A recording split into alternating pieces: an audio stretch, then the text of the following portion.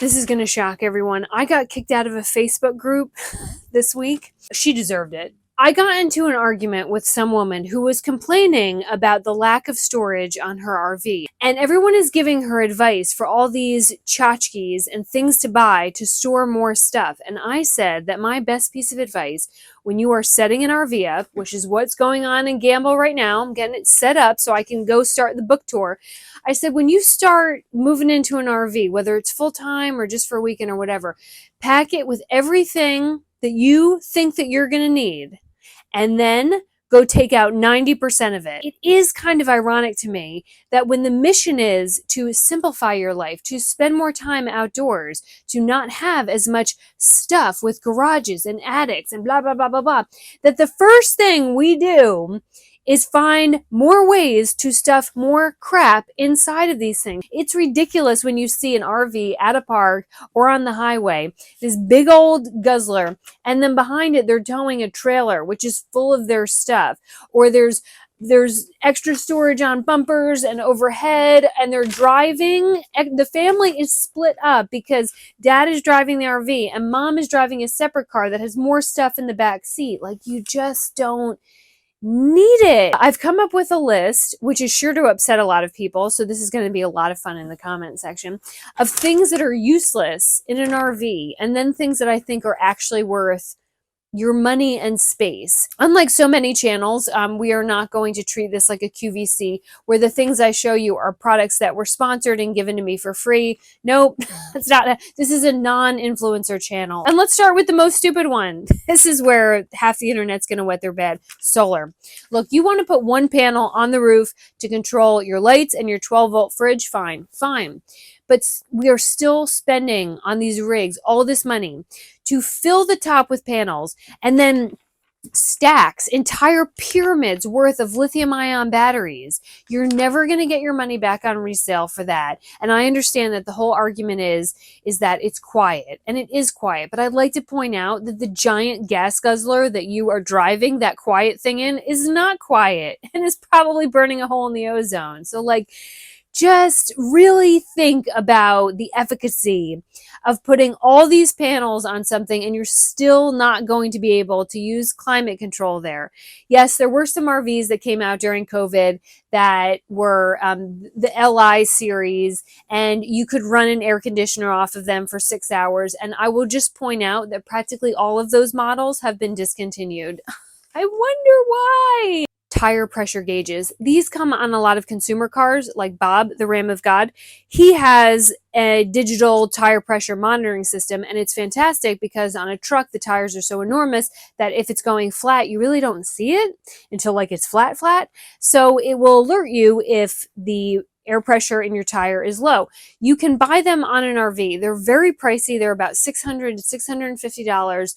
And I had this conversation with Michael because when you're driving something this large, and especially when you're driving it by yourself, it's a scary thing to go through a tire blowout. Very scary. And so to avoid that, one might buy a tire pressure monitoring system. Michael, Captain Michael, who's been in so many of these videos, he does not advise getting them unless you just have $650 that you want to recreationally part with. And the reason is because he has owned several rigs and he's had tire pressure monitoring systems on them, and they have not given accurate readings, and he's had tire blowouts even with the monitoring. So it didn't send a signal in time. And so from his perspective, it's a waste of money. And I said, well, I'm going to be far away from anyone who can help me at times. And so how do I monitor my tire pressure? And he said, well, obviously when you get out to get gas or you start driving for the day, go ahead and check all the tires. You can get a digital read, right? If you don't want to do it the old school way.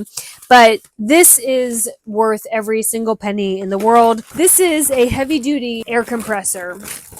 So once you check the pressure in the tire, you are going to need one of these big mamma jammas. And the reason is a little tiny, like a bike air compressor, is not going to do it on these heavy duty tires. So you do need something that can get up to the right PSI. And then these, I don't care if you're in an RV or a truck or anything else, This is the greatest thing that ever was. A tire repair plug kit. You find the nail, you pull out the nail, you stab this in, and then you take this one, which has sort of like a needle thread situation here. You stick one of these tacky plugs right in there, and then you go ahead, take the air compressor, blow the tire back up, and you are good to go. Do you need thousands of spoons and cups? The answer is absolutely not. You go to Walmart, that's the answer to everything, and you get, just like Noah's Ark, you get 2 of every kind. You get, this is if you're by yourself, 2 forks, 2 spoons, 2 knives. You cannot leave dirty dishes in the sink because it will stink up the RV. So you only get what you need, and then you do the unthinkable. You wash it. 2 plates, 2 bowls. That's it. But you'll see these RVs where they've got 20 mugs, and they all say things like live, laugh, love, or number 1 grandma. That's why you have a storage issue. These are some kind of plastic. Like, I look like a little toy monkey. They're like $1 each. And I actually have these in my house because they're durable as hell and they're not ugly. Like that, you could use it as a plate or a bowl. They don't take up a lot of space. But you don't have to bring your entire wedding registry. How do you actually eat at home? For some reason, people think that when they go out for camping or they go to live in an RV full time, that they're going to become a different person, and you're not. The things that you eat at home are the things that you're going to want to eat on the road, and you're going to be able to find them because there's a grocery store just about everywhere. But don't think that you're suddenly going to turn into a different person with different eating habits. You should have both indoor and outdoor cooking options. I love to grill. I have a grill, but like grilling in the rain, that sucks. So whatever your favorite go-to kitchen gadget is, just take that one. Only one. You do not need to bring all of them. Most of them do 800 different things anyway. I eat the same thing every single. I'm the most boring eater in the world. I need something where I can toast up or bake up food. This is compact. It is not going to take up a whole lot of space, and it fits into the cabinets. Now, someone might say, that's an air fryer. And to that someone, I will say, an air fryer is a convection oven. Just because they rebranded it doesn't mean that it's anything else. All an air fryer is a convection oven. That goes for ice makers too. I don't know what has happened in the past couple of years where ice has become this bougie status symbol, but you can survive out in the wild without having your little round balls of ice or flaked ice. That whole big clunky thing for shredded ice, I would not cheap out on like a legit actual tool set. Everything that you could possibly need, and it folds up nice and slim. The teeny tiny cutesy adorable back pocket tools, this is not a teeny tiny cutesy adorable. This needs the real thing. RV mattresses. These are cheap, they are poorly made, and they are extremely uncomfortable. So what a lot of people do is they get their RV, they sleep on it once, and then they run out and buy a new mattress for the rig. All you need is a decent mattress pad. And for a rig like mine, where it's a Murphy bed fold up, probably an inch only because the whole thing has to fold up. Otherwise, I have put a 2 to 3 inch mattress pad, a cooling, like the cooling memory foam, on all my rigs, and it's a blissful night's sleep. You need that much more. I have no use for the 12-volt plugs that are all over this RV. This makes it useful. So these plug right into the 12-volt, and now I have an extra USB and a USB. You do not need are an RV cover and tire covers. There's some of these out here in the storage unit, and people put these big, it's essentially like a tarp over their RV when it's in storage, and then the wheel covers obviously go up and over the wheels. And what they don't tell you about those is that they trap moisture up against the rig, which you never want. I mean, even if it's not raining on your RV, you're still getting moisture that is then like saran wrapped up against the rig. It's not good for the paint. You will absolutely need some kind of dehumidifying system. For years, I used damp rid. The problem with damp rid is that it collects the moisture in the air and then sends that moisture to the bottom of the bucket. The bucket or the cup. The problem is that inevitably you forget that it's in there and you slam on the gas, slam on the brake, and the cup or the bucket tips over and you get water all over your rig. Plus, they're really, really expensive. I think it's like $30 for the large one. It works, but they are expensive. These were a gift to me from Patreon Gina, the EvaDry. And the EvaDry is reusable, which is fantastic. So it tells you through these little beads. So when these beads turn, well, it tells you, Casey, right there. When these beads turn green, that means that they're wet.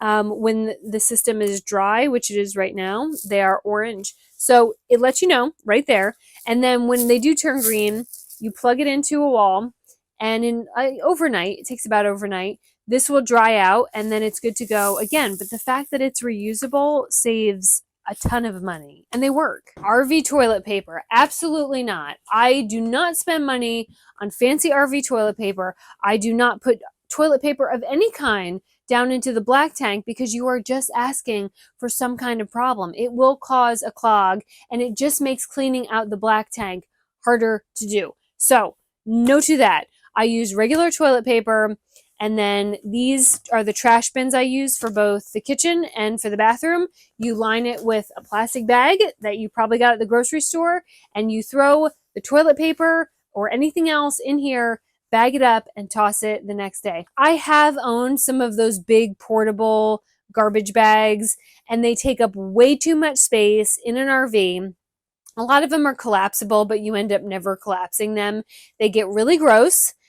Something always spills in them. They get stinky. You don't want to leave it outside because animals will get into it. Most RV parks will take up trash at your site every single day. And if you're not in an RV park, if you're just like me and going parking lot hopping, you're going to leave your rig and come across a trash can soon enough, and you just throw it away every day. It will keep your rig a lot cleaner. It will keep it smelling a lot better, and you will not be collecting or hoarding these large bags and bags and bins of trash that you're not going to want to live with that anyway.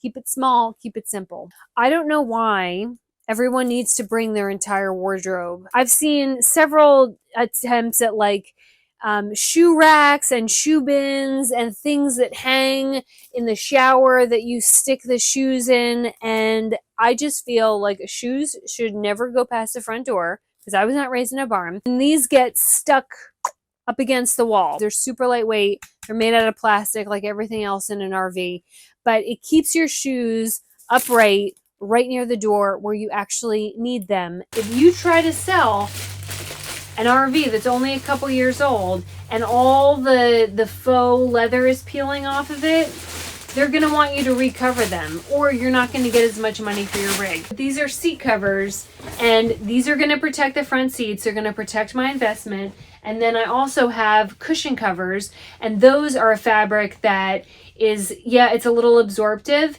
but if anything spills on it, you take the whole thing off and you throw it in the washer, and then you just stretch it back over. I love these so much. I love these so much in my RVs. I love these so much in my house. These are the greatest things that ever was. And you can get manly colors. Like, don't think that they only come in pink. This is the color of my soul. In an RV, especially, like, it seems the smaller the RV gets, the outside world comes in. They're constantly dirty. The floors are dirty. It's just, you just track everything. There's no mudroom. And so I got these when I had the van conversion, and the thought was that as I walked around in my little 60 square feet, that I would clean the floor as I go. And damned if you don't do that. It captures it all here. It keeps your floors cleaner. And then when you're ready to clean or do laundry, you just peel this off. You throw the bottom into the washing machine, not the portable tabletop washing machine, and you get new scrubbers. These I have way too many of these, and they go in all my rigs, and they are in multiple places of my house. Collapsible dish racks, also stupid. I've owned them. They get nasty. They're flimsy. They fall apart, and they take up all your counter space. Last but not least, well, we started this video with a sensitive subject, which was solar, and so let's end it with a sensitive subject. I see that people are still recommending bear spray for out on the road, and I It must be the same people who are recommending solar. I just don't understand it. When I see that, that tells me that you've never been the victim of a violent crime. If you spray bear spray inside an RV, the entire rig is going to be filled with bear spray. That means you are both equally incapacitated, which is as dangerous because you can't see where whoever your attacker is. And people will always counter that and say, well, no, it shoots 35 feet away. How are you being harmed 35 feet away? Did someone say a word that offended you and now you're going to hit them with bear spray? No one 35 away is a justifiable threat. Go ahead and spray someone with bear spray 35 feet away and explain to a jury why you felt threatened from that far away. No, as you know from watching my time out on the road, when you legitimately feel like your life is in danger, you need legitimate protection.